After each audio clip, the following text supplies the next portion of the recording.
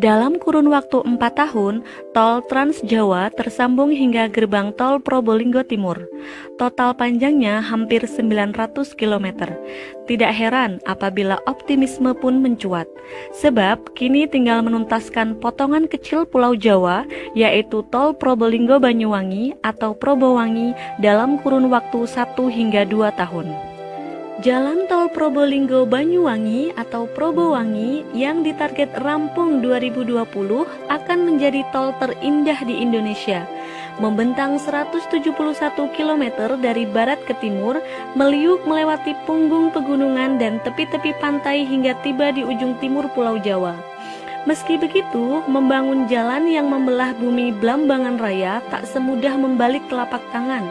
PT Jasa Marga Probolinggo Banyuwangi atau PT JPB, anak perusahaan PT Jasa Marga yang ditugasi membangun jalan tol itu akan menghadapi banyak tantangan.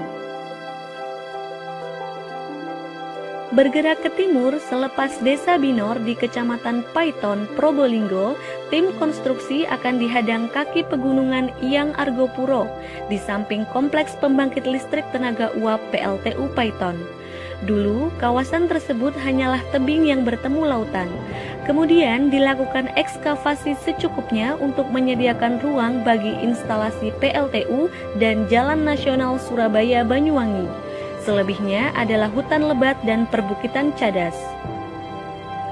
Kemudian, tol Probowangi akan meliuk mendaki punggung gunung lurus di areal sebelah selatan Jalan Nasional, melewati kompleks transmisi listrik PLTU Paiton. Gunung lurus tak semudah itu dilewati. Jika lembah tidak terlalu curam, jalan akan menuruni lembah. Namun, jika dianggap terlalu curam, akan dibangun jembatan layang. Rencananya, JPB membuat jembatan yang melayang di atas ceruk lembah Gunung Lurus. Kalau benar jadi, pemandangan akan seindah jembatan di tol Cipularang. Bukan hanya itu, di punggung Gunung Lurus dekat gerbang perbatasan Kabupaten Probolinggo dan Situbondo bakal dibangun rest area yang berdiri di ketinggian. Dari rest area tersebut, pengguna jalan tol bisa mendapatkan pemandangan Laut Selat Madura.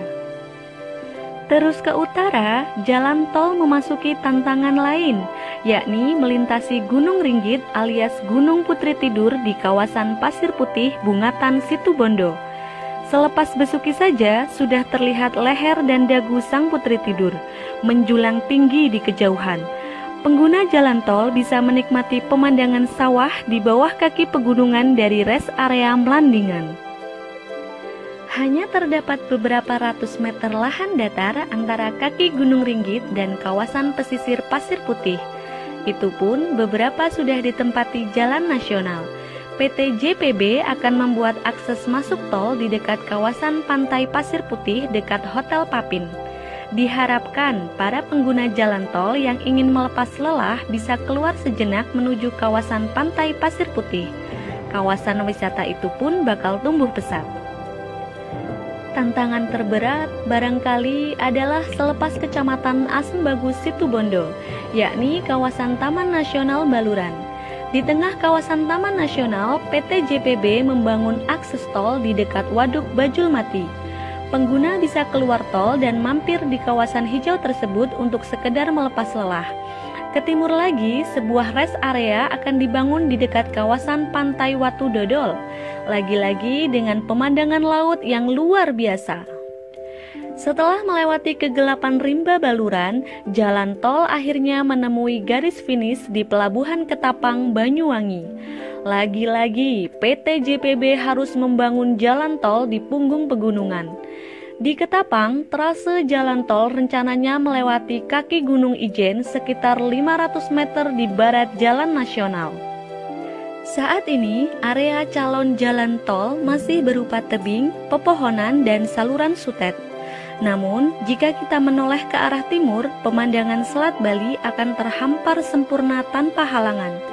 Kapal-kapal feri berlayar menerjang arus Selat Bali. Selepas subuh, matahari akan muncul mewarnai tiang-tiang kapal dan dek-dek pelabuhan, menampakkan citra Banyuwangi sebagai the sunrise of Java.